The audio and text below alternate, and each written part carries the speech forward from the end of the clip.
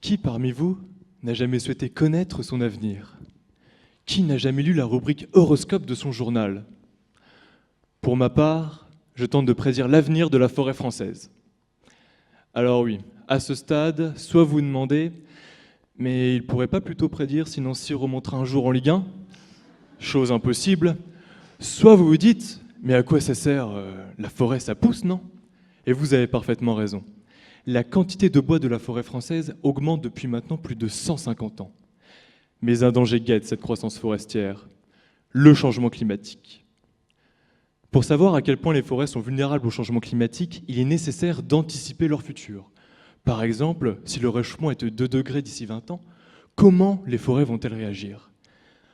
En connaissant ce futur, nous pourrons améliorer la gestion forestière afin d'aider les forêts à mieux lutter contre le changement climatique, en favorisant par exemple les mélanges feuillus conifères dans nos forêts.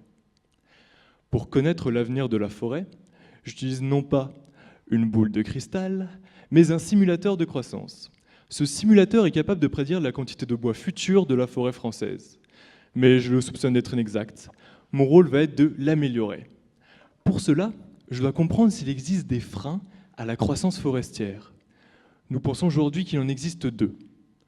Tout d'abord, la forêt elle-même, car plus elle pousse, plus les arbres vont être en compétition les uns avec les autres pour l'accès à la lumière. Par exemple, si cet été vous allez à la plage et que celle-ci est noire de monde, vous allez être en compétition pour mettre votre serviette au soleil. Le second frein probable serait les effets du changement climatique. Ils se traduisent par une augmentation des températures et par une diminution de l'eau disponible. Revenons sur cette plage, vous êtes parvenu à poser votre serviette au soleil. Maintenant, il fait 40 degrés et vous n'avez pas d'eau. Résultat, vous cuisez. Enfin, vous vous desséchez.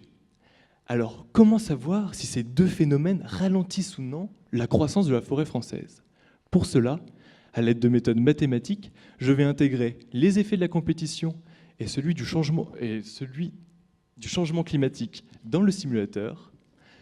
Et en démarrant les simulations, disons, en 1980, puis en effectuant un retour vers le futur jusqu'à aujourd'hui, je peux comparer la quantité de bois prédite par le simulateur avec la quantité de bois réellement observée de nos jours. Si les prédictions sont correctes, j'aurai identifié la compétition entre les arbres et le changement climatique comme étant bien des freins à l'expansion de la forêt française. Par la suite, en effectuant des prédictions sur 20, 50 et même 100 ans, le simulateur permettra aux forestiers et aux politiciens d'adapter la gestion en tenant compte de ces 2 freins. Car il ne faut pas oublier, messieurs, dames, que ce sont nos choix présents qui construisent le monde de demain.